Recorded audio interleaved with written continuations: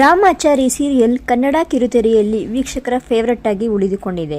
ಇದೇ ಧಾರಾವಾಹಿಯಲ್ಲಿ ಇತ್ತೀಚೆಗೆ ಶುರುವಾಗಿದ್ದ ರಾಮಾಚಾರಿ ಹಾಗೂ ಚಾರು ಮದುವೆಯ ರೋಚಕ ತಿರುವು ಕೊನೆಗೂ ಅಂತ್ಯ ಕಂಡಿದೆ. ಆದರೆ ಇವರ ಮಧ್ಯೆ ಅಭಿಮಾನಿಗಳಿಗೆ ನಟಿ ಮೌನಾ ಗುಡ್ಡೆಮನೆ ಗುಡ್ ನ್ಯೂಸ್ ಒಂದನ್ನು ನೀಡಿದ್ದಾರೆ. ಹೌದು, ಇಷ್ಟು ದಿನ ಧಾರಾವಾಹಿ ಮೂಲಕ ವೀಕ್ಷಕರನ್ನು ರಂಜಿಸುತ್ತಿದ್ದ ನಟಿ ಮೌನಾ ಗುಡ್ಡೆಮನೆ ಸ್ಯಾಂಡಲ್ವುಡ್ಗೆ ಕಾಲಿಟ್ಟಿದ್ದಾರೆ. ಅದು ಕೂಡ ಹೊಸ ಸಿನಿಮಾದಲ್ಲಿ ನಾಯಕಿಯಾಗಿ ಮಿಂಚಲಿದ್ದಾರೆ. ಇನ್ನು ಈ ಸಿನಿಮಾದ ನಾಯಕನೆಂದರೆ ಕಾಮಿಡಿ ಕಿಲಾಡಿಗಳು ಸೀಸನ್ 2ರ ವಿಜೇತರಾಗಿರುವ ಮಳೆನೂರು ಮನು. ಇವರಿಗೆ ನಾಯಕಿಯಾಗಿ ಮಿಂಚಲಿದ್ದಾರೆ ಮೌನಾ ಗುಡ್ಡೆಮನೆ.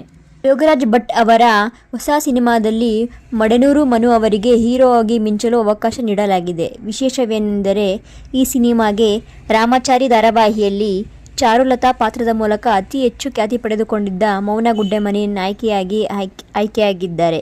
ಇದೇ ಮೊದಲ ಬಾರಿಗೆ ಮಳೆನೂರು ಮನು ಮತ್ತು ಮೌನಾ ಗುಡ್ಡೆಮನೆ ಸ್ಯಾಂಡಲ್ವುಡ್ಗೆ ಎಂಟ್ರಿ ಕೊಟ್ಟಿದ್ದಾರೆ. ಈ ಹೊಸ ಸಿನಿಮಾಗೆ ಕುಲದಲ್ಲಿ ಕೀಳ್ಯಾವುದು ಅಂತ ಟೈಟಲ್ ಇಡಲಾಗಿದೆ. ಸದ್ಯ ಟೈಟಲ್ ಇಂದಲೇ ಈ ಸಿನಿಮಾದ ಮೇಲೆ ಪ್ರೇಕ್ಷಕರಲ್ಲಿ ಕುತೂಹಲ ಹೆಚ್ಚಾಗಿದೆ.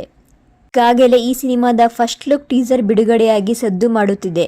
ಟೀಸರ್ ಮೂಲಕವೇ ಕುತೂಹಲ ಮೂಡಿಸಿರುವ ಈ ಸಿನಿಮಾ ಚಿತ್ರೀಕರಣ ಸೆಪ್ಟೆಂಬರ್ನಲ್ಲಿ ಶುರುವಾಗಲಿದೆ.